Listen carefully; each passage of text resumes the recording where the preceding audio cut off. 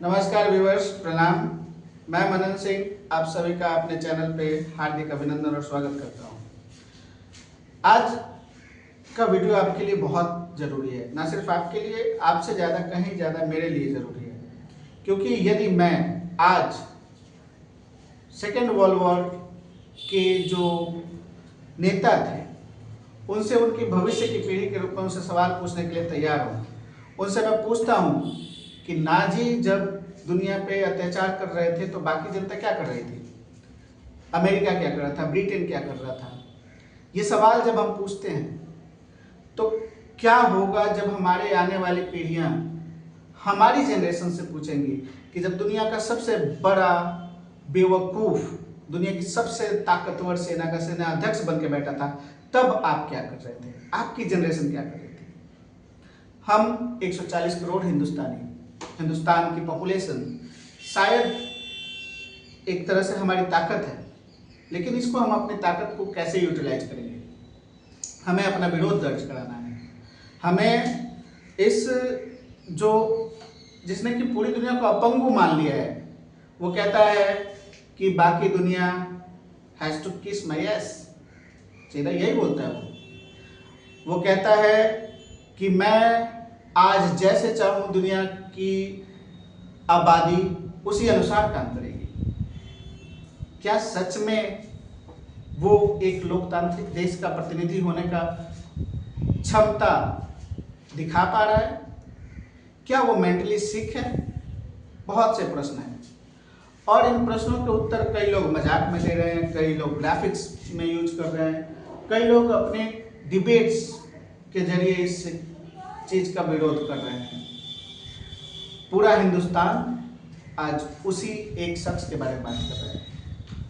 Tariff war, the third world war, पता नहीं और क्या क्या भविष्य की कल्पनाएं हो रही हैं और हर एक कल्पना में भविष्य गर्त में ही जाता दिखाई दे रहा है, सिर्फ एक उस व्यक्ति के कारण। तो आज का वीडियो बहुत जरूरी है। मैं आप लोगों को एक कहानी सुनाना चाहता हूँ, कहानी दीनू की। दीनू कौन था? दीनू एक मजदूर था, बेहद ही आलसी और कामचोर। उसे एक दिन का काम मिलता और जो मजदूरी उसे मिलती उसके बाद वो 4 दिनों तक उसका भरण पोषण के लिए काफी होता।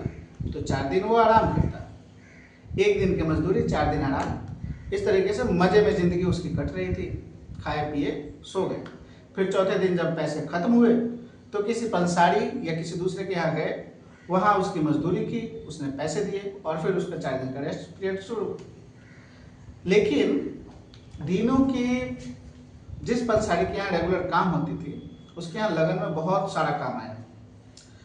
उसे अपने किसी ग्राहक को बेहद ही विशेष प्रयोजन के लिए कुछ चीज़ें सप्लाई करनी थी जरूरी, और क्योंकि लगन का सीजन था तो आसपास कहीं भी कोई लेबर मिल नहीं रहा था, पोर्टर एक तरीके से वहाँ तक पहुँचाने के लिए। तो उसने दीनू को याद किया।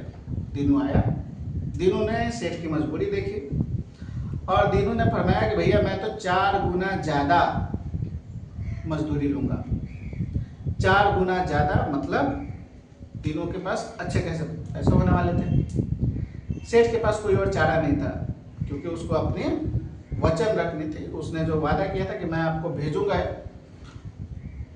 सामान, वो डिलीवर करने की उसको promise, he has to keep his promise. तो उसने कहा ठीक है, मैं आपको 4 गुना कीमत दूंगा, 1 पैसे की जगह 4 पैसे। दीनू ने बदले में उत्तर दिया, भरोसा दिलाया पंसारी को कि मैं आपका ये सामान, तेल का कनस्तर सुरक्षित आपके ग्राहक तक पहुंचा दूंगा। 4 पैसों का वादा और सिर पे कनस्तर लिए दीनू चल दिया। दीनू सड़क किनारे फुटपाथ पे जा रहा था और जैसे ही उसने भीड़ भाड़ और शहर पार किया तो उसे याद आने लगा कि 4 पैसे हैं, 4 पैसे बहुत है। 1 पैसे का राशन होगा, 1 पैसे में शराब वगैरह हो जाएगा, जिससे कि मजे में काम हो जाएगा, फिर भी 2 पैसे बचेंगे। 2 पैसों का क्या, दीनू ने प्लानिंग शुरू की। 2 पैसे की एक पठरू खरीदी जाएगी। पठरू यानी बकरी का बच्चा। उस बकरी के बच्चे को करीब 6 महीने लगेंगे और 6 महीने बाद वो कम से कम नहीं भी तो 4 बच्चे तो देगी। फिर वो 4 से 16 होंगे, 16 से फिर 64 होंगे, 64। ऐसे ही बढ़ते हुए 2.5 से 3 साल में मैं हजारों बकरियों का मालिक हो जाऊंगा, बहुत अमीर। आधी बकरियां उनमें से बेचकर एक बड़ी सी जमीन का टुकड़ा अपने नाम करवाऊंगा, वहां अपना घर बनाऊंगा और इतना कैपेबल, इतना सक्षम, इतना अमीर हो जाऊंगा कि जरूर पंसारी अपनी बेटी मुझे ब्याह देगा, मेरे साथ तो अपनी बेटी की शादी कर देगा। ये ख्याल अभी उसके जारी थे और उसके सिर पे था तेल का कनस्तर और वो चले जा रहा था।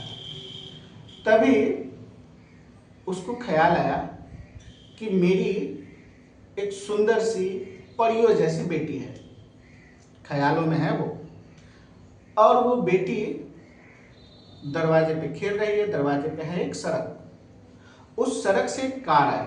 कार को देख करके बेटी दौड़ के उसके पीछे गई और उसके पीछे एक और दूसरी कार आ रही थी। अब यहाँ दीनू डर के मारे पसीने से लथपथ हो जाता है और अपनी बेटी के पीछे दौड़ता है। रुको रुको एंजल, स्टॉप, रुको। लेकिन वो सपने में था। वास्तव में वो सड़क किनारे चल रहा था जिस पे खड्डे थे और वहाँ किसी एक खड्डे में पैर लग जाने से दीनू गिर गया। उसका सपना टूट गया।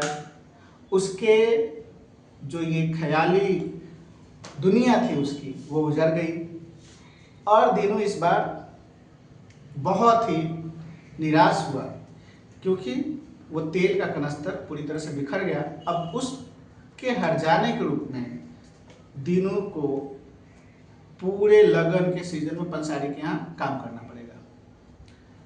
अब इस कहानी से जो दीनू है उसके व्यक्तित्व के बारे में हम जान पाते हैं। दीनू महत्वाकांक्षी है। दीनू अपने औकात से ज़्यादा सपने देखता है। वो ऐसे सपने देखता है जो उसके लिए संभव है, जिनके लिए वो कर्म नहीं कर रहा है, अकर्मण्य होकर सपने देख रहा है। एक होता है कि हम कर्म कर रहे हैं और हमने एक सपना सजोया हुआ है, लेकिन वह अकर्मण्य है और फिर भी वह सपने देख रहा है। आज हमारी पूरी दुनिया एक ऐसे ही अति महत्वाकांक्षी दीनू के प्रकोप को झेल रही है। यह दीनू कोई मजदूर नहीं है, यह दुनिया की सबसे ताकतवर सेना का सेनाध्यक्ष है। यह कोई गरीब नहीं है, बल्कि भरे पूरे परिवार का एक सदस्य है। उसका हेड ऑफ द फैमिली है। उसका एक दामाद है जिसके लिए उसे बिजनेस ढूंढना है। उसकी एक बेटी है जिसके लिए उसे अपॉर्चुनिटीज खोजनी है। उसके कुछ सपोर्टर्स हैं जिनके मवेशियों का दूध उसे बेचना है दूसरे देशों में।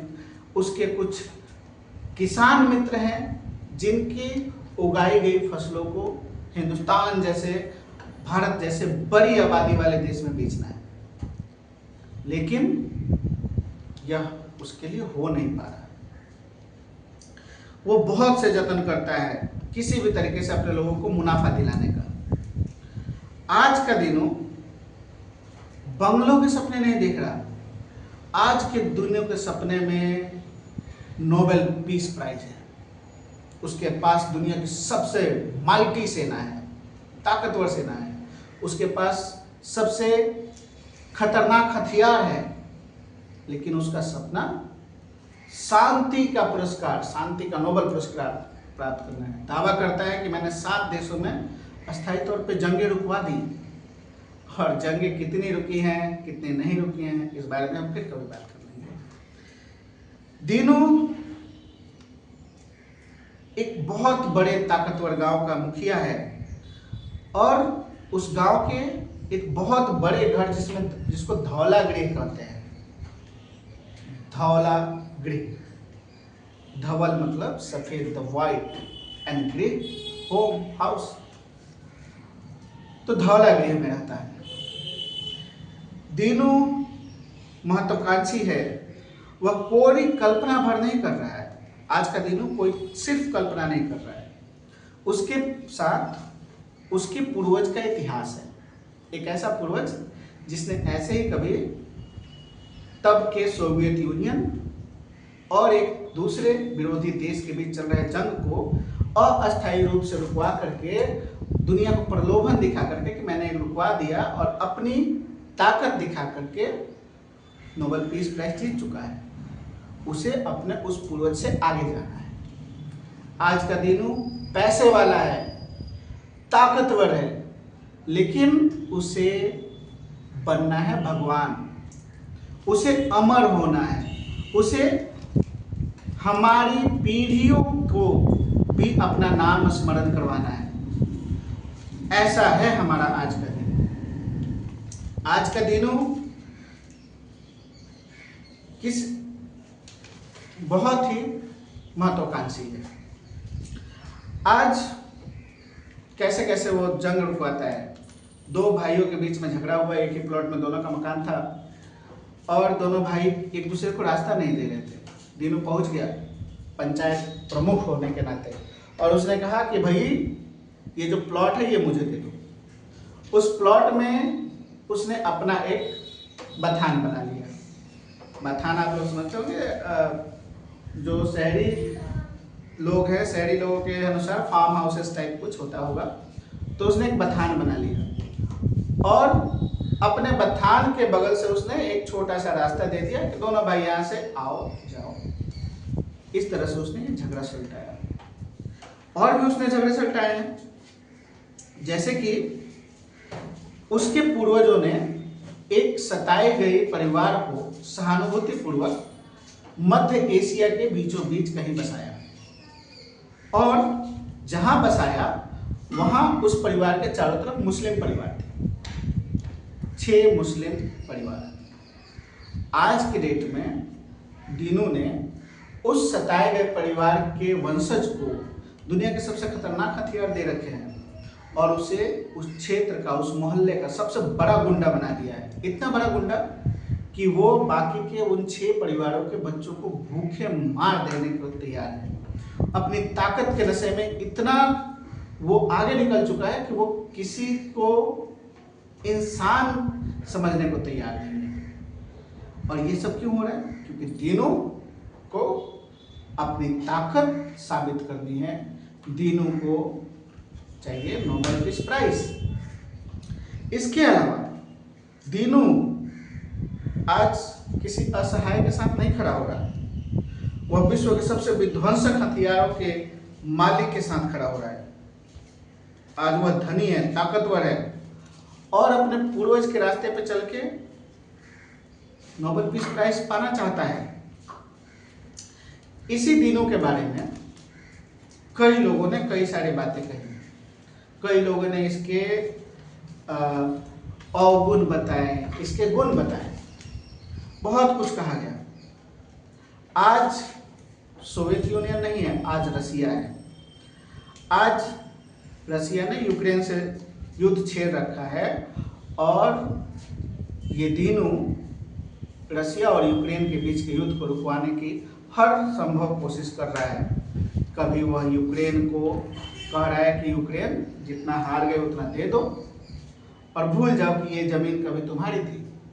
कभी वह रसिया पर सैंक्शन लगाता है, और फिर भी जब रसिया नहीं हार मानता, रसिया लगातार युद्ध लड़ रहा है अपनी शर्तों पे, तो उसे लगता है कि दुनिया का सबसे बड़ा बाजार यानी भारत के बल पे रसिया लड़ रहा है। भारत रसिया का तेल खरीद रहा है, उसको पैसे दे रहा है, और उन पैसों के बल पे रसिया यूक्रेन से युद्ध कर रहा है। ये जो फेक न्यूज है, ये आज का दिनों फैलाने की कोशिश में कर रहे हैं, जबकि दुनिया के सामने आंकड़ों में इस बात को साबित किया जा चुका है कि जितना यह दुनिया का सबसे बड़ा बाजार यानी भारत तेल खरीदता है या बाकी चीजें खरीदता है रसिया से, उससे कई गुना ज्यादा ये खुद रसिया से खरीद रहे हैं और उसे पैसे भी दे रहे हैं। लेकिन सैंक्शन किस पे लगेगा? भारत पे। चाइना पे भी इन्होंने सैंक्शन लगाने की कोशिश की, लेकिन चाइना ने ईंट का जवाब जब पत्थर से दिया तो ये चिकन आउट कर गए। डोनाल्ड ट्रंप एक ऐसा शख्स जो चिकन आउट करने के लिए जाना जाता है, और हमारा दीनू भी जाना जाता है। दीनू जो हमारी इस कहानी का प्रमुख हीरो है, तो हमारा दीनू चिकन आउट कर गया। कहाँ चिकन आउट कर गया? उसने उस चाइना को कहा कि भाई हम तुम पे लगाएंगे प्रतिबंध, लेकिन इस डेट से लगाएंगे। और जैसे ही वो डेट है उसने कहा नहीं नहीं नहीं अभी नहीं लगाएंगे, 90 दिन बाद लगाएंगे। इसको कहते हैं चिकन आउट करना। और ये दीनू रोज करता है, रोज इसकी यही आदत है। तो लगता है कि कहीं ना कहीं इसके खूबियों को, इसके चरित्र को गढ़ने वाली चीजों के बारे में बात की जाए, जाना जाए। ऐसे में मेरी एक बहुत ही प्रिय छात्रा, बहुत होनहार छात्रा, वो इसके बारे में कुछ यूं लिखती है कि इसका नाम सुनते ही गद्दारी और दोलनपन की बू आती है। याद आता है दोलनपन और गद्दारी, दो चीजें। लेकिन इस आस में कि सब ठीक चल रहा है, आगे ठीक होगा, किसको मालूम है कि ये इतना जल्दी रंग बदलेगा। कभी हमने इसका नमस्ते से स्वागत और सम्मान किया था, पर हमें क्या मालूम था कि हमें इसके बदले टैरिफ जंग के साथ मरी हुई अर्थशास्त्र का लांछन भी मिलेगा। वाजिब सवाल है कि मरी हुई अर्थव्यवस्था भारत को कहा गया। इतना कह के भी उसका जबान थमी नहीं। अंतर्राष्ट्रीय मीडिया में उसने बेबुनियाद, बेसुनी, बेहुदी बकवास बातें कही। संतुलन बिगाड़ने के लिए पहले उसने 25% टैरिफ एक्सपोज किया और फिर बेशर्मों की तरह शांति का नोबेल पीस प्राइज मांग लिया। ये भी वास्तविक है, हमारे दिनों की वास्तविकता है। आपको किसी और की याद आ रही है, ये आपकी खूबी है कि आप समझ पा रहे हैं, लेकिन हम दिनों की बात कर रहे हैं। ये तो वही बात हो गई कि बिल्लों की लड़ाई में बंदर आया और बिल्लों को पागल बना के पूरा रोटी खा गया। इस बार बात थोड़ी अलग थी, क्योंकि लड़ाई तो बंदर भी, इस बार लड़ाई में बंदर अकेला नहीं आया था, जंगल का पूरा समाज आया था। शेर आया था, गिद्ध आया था, और सारे समाज ने मिलकर ये तय किया था कि जब भी कुछ भी हो जाए, इस बार बंदर को पूरी रोटी खाने नहीं दी जाएगी, दोनों बिल्लियों को उनका हिस्सा दिया जाएगा। लेकिन यहाँ बंदर इस बात से एग्री नहीं था, लेकिन उसको नोबेल पीस प्राइज चाहिए। उसने नोबेल पीस प्राइज मांगी। बेशरम ने इस बारे में जब सवाल किया गया तो उसने कहा we will soon find it out. जब उससे पूछा गया कि दुनिया में इतने बच्चे मर रहे हैं, दुनिया में इतनी हाहाकार मची हुई है, आपके दिए गए हथियारों के बल पे कई देश दूसरे देशों पे आक्रमण किए जा रहे हैं, तब उसने कहा we will soon find it out. जब उससे पूछा गया कि आपने हर बार एक सैंक्शन लगाया, हर बार एक देश पे टैरिफ लगाया और फिर आप चिकन आउट कर गए, तो उसने कहा we will soon find it out. लेकिन उसको ये कहना नहीं भूला वो कि मैंने आज तक 7 देशों में जंग रुकवाई है और मुझे नोबेल पीस प्राइज चाहिए। आगे मेरी छात्रा बताती है कि, और आपको ये बता दूं कि टैरिफ का ये खेल इसने अकेले हमारे साथ नहीं खेला है। यह नहीं डरता है, सिर्फ इसने हमारे साथ खेला नहीं बल्कि कईयों के साथ खेला, बहुत से शक्तिशाली देशों के साथ खेला। लेकिन हमारे साथ खेलने से पहले ये भूल गया कि हम उनमें से हैं जिनके पूर्वज बंदूकें बोया करते थे ताकि तुम जैसे दोलन लोगों को जब सामने आओ तो उन बंदूकों का सामना करना पड़े और फिर तुम चिकन आउट कर जाओ या फिर मार जाओ, तुम्हारा ईगो मारा जाए, तुम्हारी ये जो अपने आप को सर्वशक्तिमान कहने की जो परिभाषा है वो खत्म हो जाए। तुम्हारी उन इच्छाओं की मृत्यु हो जिन इच्छाओं के कारण दुनिया के लाखों बच्चों को भूखों मरना पड़ रहा है। कैसा आदर्श प्रस्तुत कर रहे हो? तुम अपने पूर्वजों से ही सीख रहे हो। तो तुम्हारे कुछ पूर्वज जिनके बारे में दुनिया भर की किताबों में पढ़ाया जाता है कि कितना संघर्ष उन्होंने किया, किस तरीके से उन्होंने एक रंग के भेदभाव को लेकर के आंदोलन चलाया, किस तरीके से एक गरीब अब्राहम लिंकन उठा, उसने सड़कों पर पढ़ाई की, स्ट्रीट लाइट्स में पढ़ा और दुनिया के सबसे बड़े लोकतंत्र का, सबसे पुराने लोकतंत्र का राष्ट्रपति बना। दुनिया को पढ़ाया जाता है जॉर्ज डब्ल्यू बुश के बारे में। वहीं आज के हमारे दिनों को किस उदाहरण के लिए पढ़ाया जाएगा? क्यों पढ़ाया जाएगा? क्यों याद रखा जाएगा? क्या इसलिए कि ये बड़बोला है, कुछ भी बोल देता है, जो मन में आता है वही बोल दिया, जो जी में आया वही कर दिया?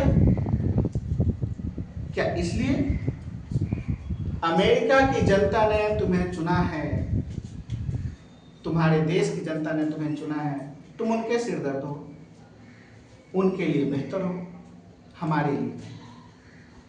जब ये बातें इनसे कही जाती हैं तो इन्हें बुरा लगता है। आगे क्या कहा जाता है इनके बारे में कि बंदर हो, सुधरने वाले नहीं हो। तुमने 50% का टैरिफ लगाया है, शायद बदले में हम भी कुछ सेंसस लगा दें, लेकिन बदले में कुछ करने के वाले हम नहीं।